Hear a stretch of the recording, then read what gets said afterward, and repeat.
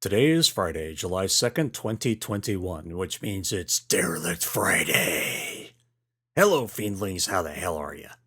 This week was much better health-wise, although the new inhalers are jacking with my voice. As such, I haven't really been able to record much this week. I'm trying to find a solution for that so I don't sound like a hoarse crypt keeper when I talk. In reality, I just need to record before I take the meds. Guessing 0300 will be my wake-up time for a while. It's currently 4:41 a.m. Fortunately, I have 2 new bags of corpse coffee, a bone rattler to get me through the mornings, and possibly evenings or any time my consciousness flags. If you want to support a small business, get some badass coffee and teas, and experience a new kind of webcomic, visit corpsecoffee.com and get you some. There are some business things happening behind the scenes that might change my plans for the year. With any luck, I'll have more information on this next week. If you want to support the show, and I could really use the help, visit patreon.com/Paul E. Cooley for exclusive content like early bird episodes, arcs, and chapters of Derelict Trident as they're produced. For as little as $1 a month, you can keep the show on the air and assist me in keeping my house. You can also use buymeacoffee.com/Paul E. Cooley to throw a few bucks at me when you can. Not necessary, it will all just help. Now that all that bollocks is done, what's Mira up to? Let's find out. Be safe, have a great week, and we'll talk again real soon. Here's episode 30 of Derelict Trident. Chapter 48. The instant Dickerson loosed his first blast of light, the pinged shapes around Callie jolted as though 1,000,000,000 volts of electricity had hit them. Before she could think of drawing a breath, the pinged creatures moved away from her at frightening speed. Another blast of light, another string of pings. They were following Dickerson.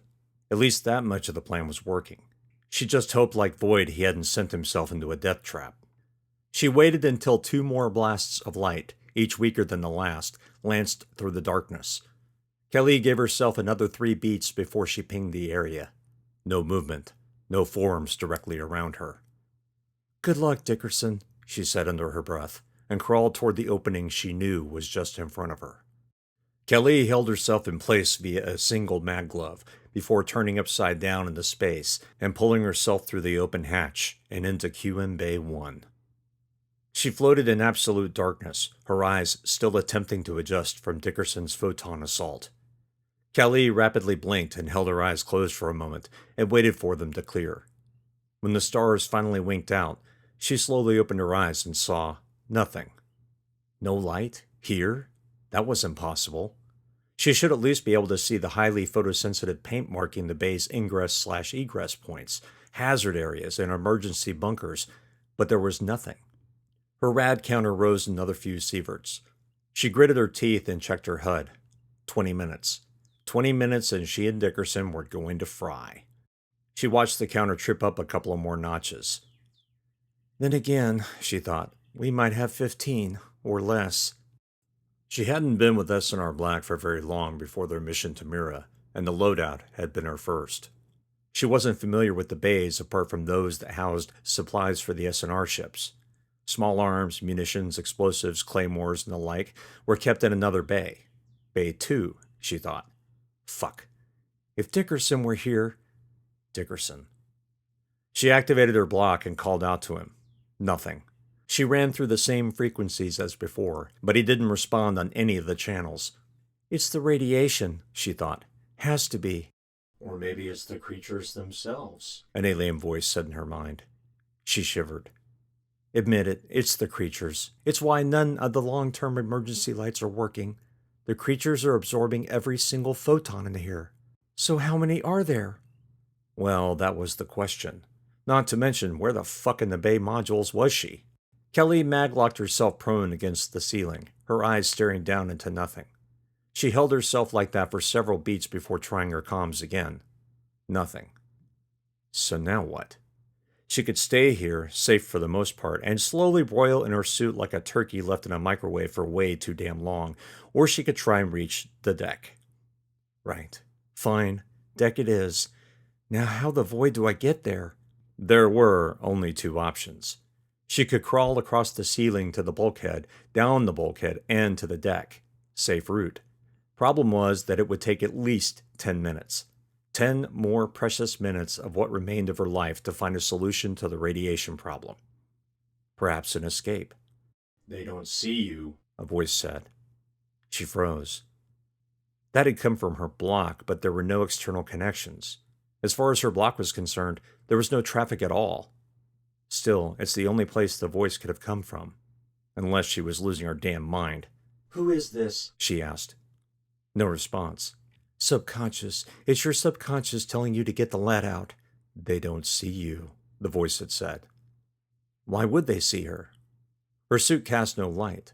Whatever trace amount of radiation her suit created would be completely lost in the constant high-rad assault. She might as well be a piece of floating debris. That sounded good, but still, it was risky. She didn't have enough fuel to streak through the space to the deck, and she wouldn't be able to maneuver once she detached from the ceiling and pushed herself into the maelstrom. But she did have a sort of proximity sonar. Short pings. They might at least give her a hint of how to fold or unfold her body.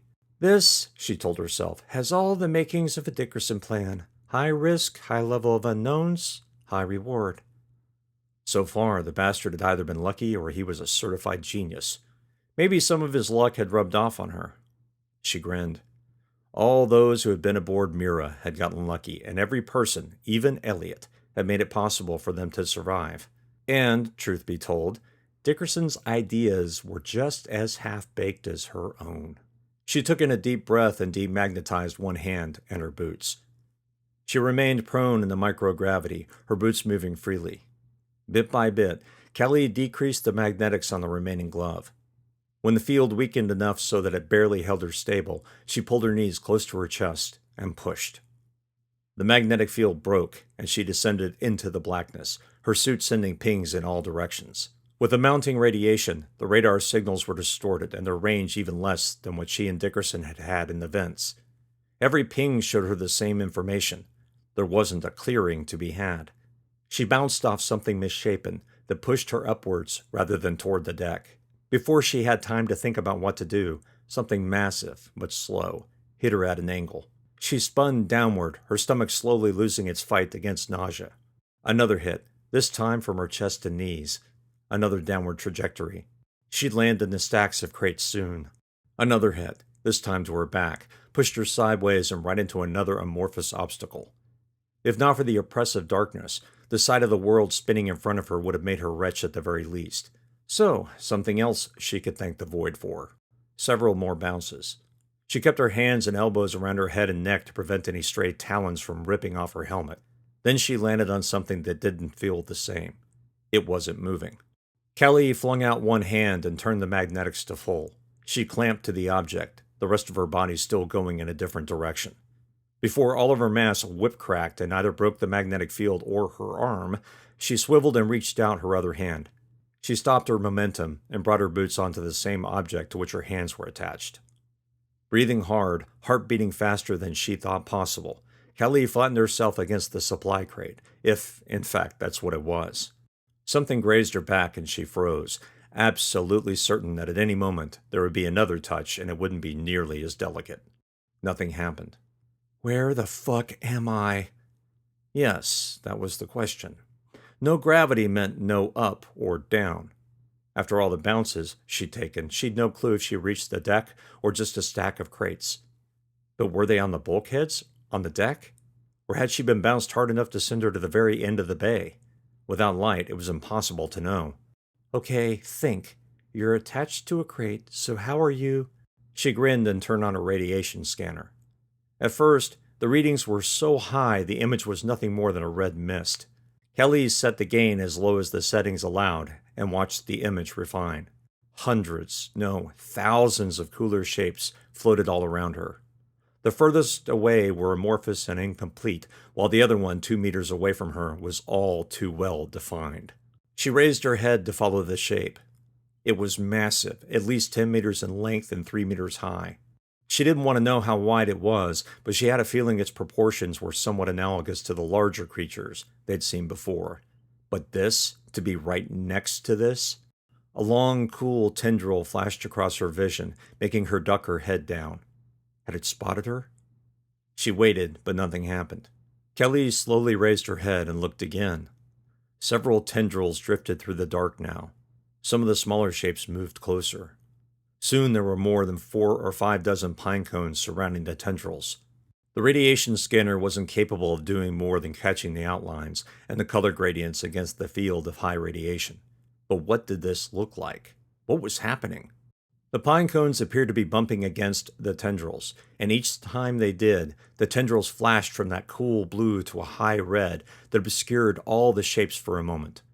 A new shape, relatively small and ice blue, extruded from the tendril, or maybe expelled was a better word. Small, oblong. "Did I just see a pine cone being born?" she asked the darkness. Another flash of high radiation and another cool form appeared. The pine cones seemed to be passing the small shapes from one to another by herding them. Her radiation alert, which she muted a while ago, flashed insistently on her HUD. Suit integrity down to 10 minutes, and the rate of decay was accelerating. Fuck! She turned away from the monster just behind her and scanned the crate while pinging it with her access code. The crate manifest lit up on her block like a spreadsheet. Small arms munitions including stun, incendiary, and armor-piercing rounds. Great. She could open the crate, load all the stun rounds into her rifle, and shoot her way into a quick and painless death as a billion creatures collapsed on her. Or she could ignore it and move on. Kelly crawled away from the creature, eyes darting back and forth from the radiation scanner to her ping results. The crates showed up as cool objects as well because their surfaces weren't absorbing the radiation, but reflecting it. As fast as she could, she scaled the wall of crates, pinging each one in turn and scanning its manifest before moving on. More ammunition, flechette rifles, flechette pistols, weapon cleaning supplies. Suit integrity down to 7 minutes. "For fuck's sake!" Kelly yelled. Time was slipping away from her, and she wasn't getting any closer to finding S&R survival suits. 4 in the crate. One size fits most.